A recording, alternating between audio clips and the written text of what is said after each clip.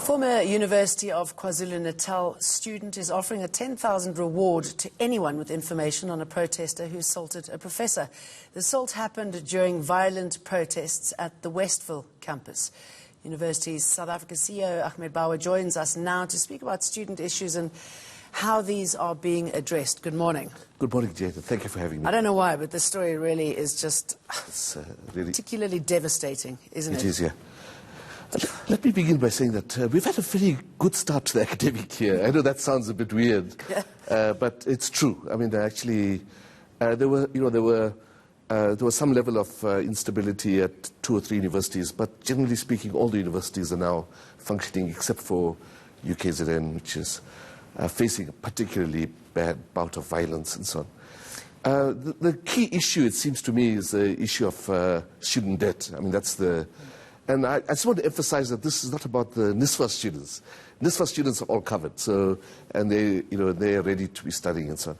So it's mainly students who are outside of the NISFA bracket. But NISFA is still being cited as one of the reasons. So is this just something to hold on to by those students who are demonstrating? Yeah. Or I don't quite understand that. The only category of NISFA students that I can imagine are having this difficulty are students who had NISFA grants and then lost them because of failure of performance or whatever. There are criteria in place, for you to retain a NISFA grant.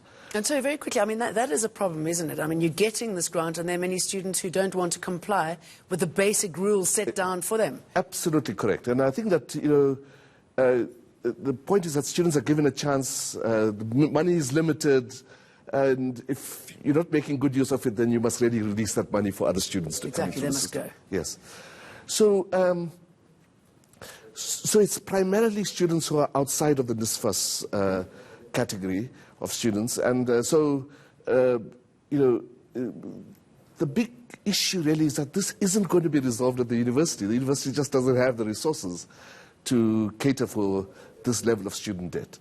By the way, this particular university, like all other universities, has systems in place to try and help students who are in this category. And basically what is required is for students to pay, at this university, for students to pay 15% of the total debt, and then to sign a loan agreement, which is paid over a period of time.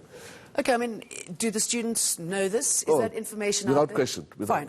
All right, so why, and I know we've spoken about this before, why are we seeing these horrific levels of violence? Is it a fact that actually those students who they just don't want to study? If they don't want to study, how can they be gotten rid of? Well, I think this is the critical issue. I mean, that actually, UKZN itself will have something like 10,000 first-year students waiting to get into class. Desperate. Desperate to get into class, and can't.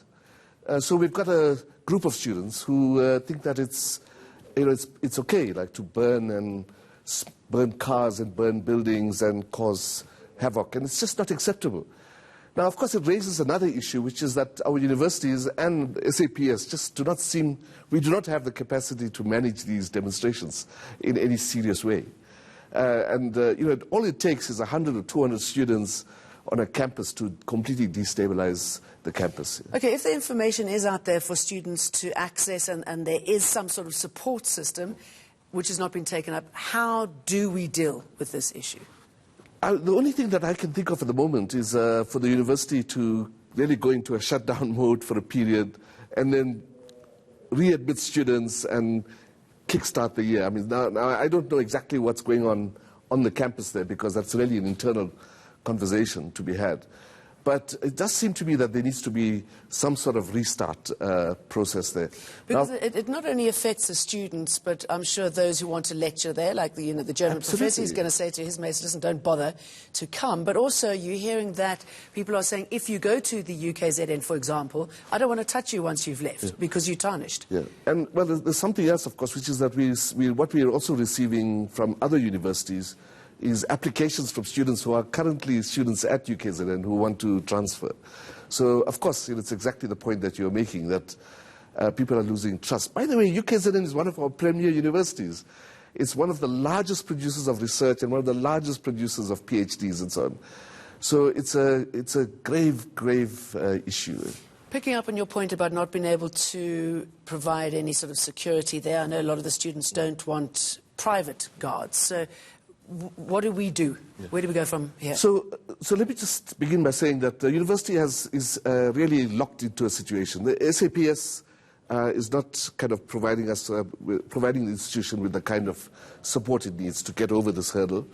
University has, well, lack of capacity, kind of spread too thin, hundreds of different reasons.